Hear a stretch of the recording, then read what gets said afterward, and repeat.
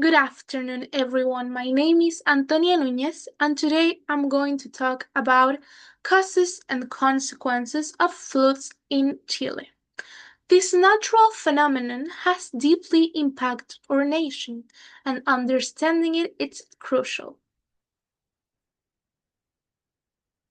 First of all, it's really important to mention that Chile is a country of incredible climatic diversity, stretching from the arid Atacama Desert in the north to the glacial landscape of Patagonia in the south.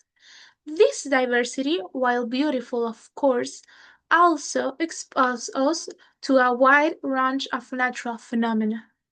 In recent decades, we have seen a significant increase in intense rainfall episodes and, as a result, devastating floods.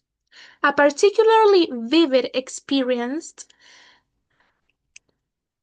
is the widespread flooding of 2023.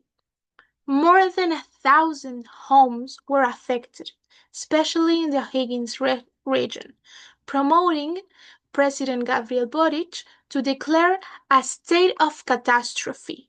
Tragically, 3 people lost their lives in this episode.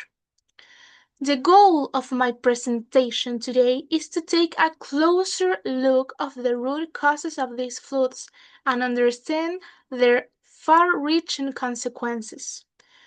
We will explore not only the general impacts, but also how Chile is preparing to face these challenges and what new tools are emerging to help predict and prevent such disasters.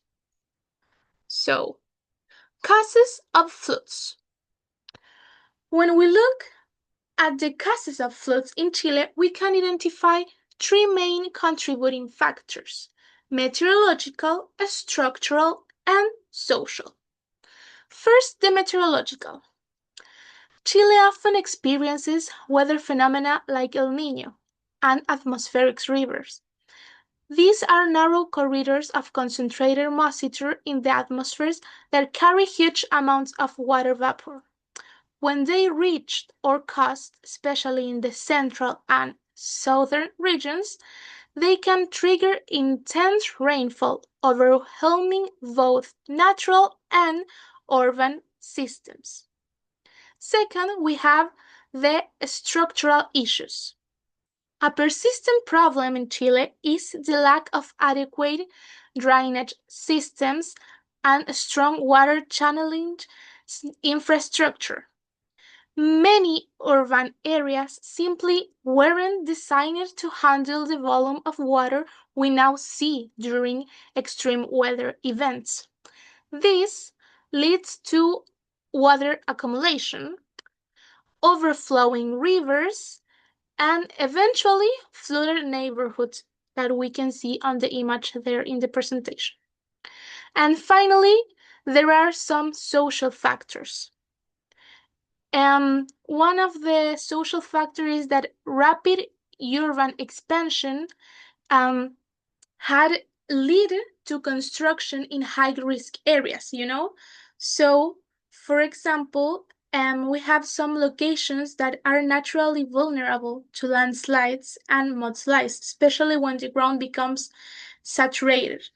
And as a result, entire communities are placed directly in harm's way, increasing the severity of the damage when floods occur. Then we have the consequences of floods. In general, the consequences of floods are devastating, both in the short and long term. As we saw in 2023, thousands of homes were damaged or destroyed for complete. This disaster often required the evacuation of thousands with little or no warning, and most tragically, they can result in the loss of human life. While authorities work hard to reduce risk, the power of nature is sometimes too great to overcome. The ripple effects don't stop there. Floods disrupt Local economies also break up communities and create long-term challenge for rebuilding and recovery. But despite these challenges, technology is beginning to play a key role in prevention. Since 2023, Chile has been using an artificial intelligence tool called Flood Hub, developed by Google. This tool isn't just theoretical, it's being used in practice, Flood Hub analyze massive amounts of data, including weather forecasts, satellite imagery, and river levels, to predict when and where flooding is likely to occur, sometimes even days in advance. The goal is simple but powerful: to provide early warning so that people and authorities can act in time, evacuate, and protect critical infrastructure. Um, According to Google, this technology represents a significant step forward in our ability to mitigate damage and, most importantly, for sure, save lives. Then, beyond technology, there are another powerful resource that we have: our cultural resilience, of course. Chileans are not strangers to natural disaster. We are not strangers to natural disasters. Earthquakes, tsunamis, and volcanic eruptions are part of our history. So, this long experience has shaped a national character that is both strong and deeply supportive. We have seen communities rise up quickly after tragedies, showing solidarity and strength. This resilience gives us moral strength, of course, but it's important to remember that it does not reduce the physical or financial damage. Floods can still leave thousands of victims and require years of reconstruction. So, while resilience is essential, so it is preparedness.